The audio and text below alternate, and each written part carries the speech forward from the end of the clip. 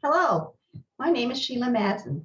For the children's picture book presentation today, I'm going to talk about Flicka, Ricka, Dicka, Bake a Cake.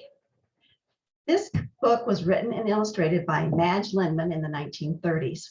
Each two-page spread contains colorful full-page illustrations created using the medium of watercolors and graceful curved lines. Each illustration is surrounded by a border, giving it a formal design. This book is considered a picture book because it meets the following criteria. The illustrations reflect what the text is saying, creating the setting and a mood of the story. This book appeals to children because all children like surprises, playing outdoors, and cake.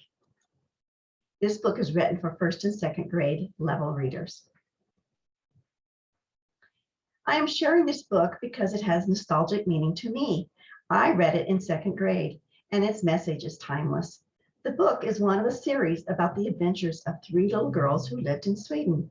The stories are wholesome and warm, with mild adventures. The children never argue and fight among themselves. Flicka, Ricka, and Dicka were three sisters who lived in Sweden. They had blue eyes and yellow curls. One afternoon, the three girls went to visit Aunt Betty. And as they sat on the floor beside her, Flicka said, "Aunt Betty, what can we give Mother for her birthday tomorrow?" Ricka said, "Father thinks that Mother would like something that we have made. What should it be?"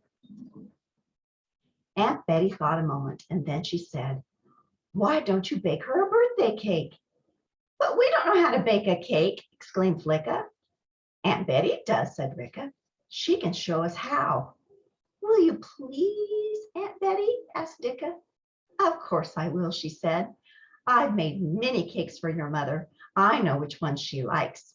She went to get two cookbooks. The three little girls watched her look through them. Aunt Betty said, "I remember. This is the cake she always liked best. Flicka, make a list of these things: flour, sugar, butter, eggs, raisins, cream, baking powder." "We'll hurry to the grocery store and get all we need," said Ricka. Aunt Betty nodded as she handed Dicka a basket. The three little girls hurried to the grocery store. Flicka gave the list to a man with red hair. He held up the box in his right hand. "Here's the box of raisins," he said. Soon the girls were back in Aunt Betty's kitchen. She gave them striped aprons to wear.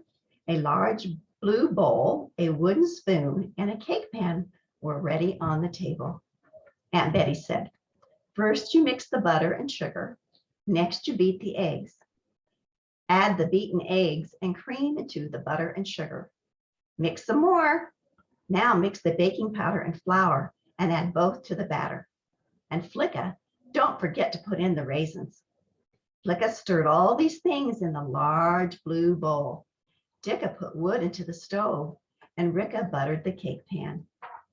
When everything in the bowl was smooth and yellow, Flicka poured it into the cake pan. She carried the cake pan to the stove, put it into the oven, and closed the door tightly. "It is 5 minutes after 12, said Aunt Betty. "The cake should bake for about a half an hour.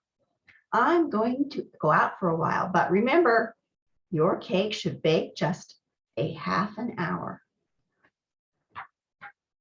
What is going to happen? Do you think the girls will watch the clock? Will the cake be a success or a flop?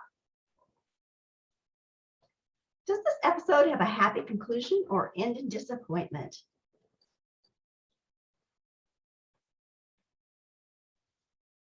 Things don't always turn out as expected.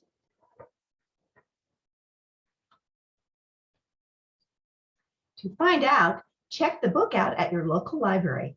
I hope you enjoyed just a glimpse into the lives of Ricka, Flicka, and Dicka.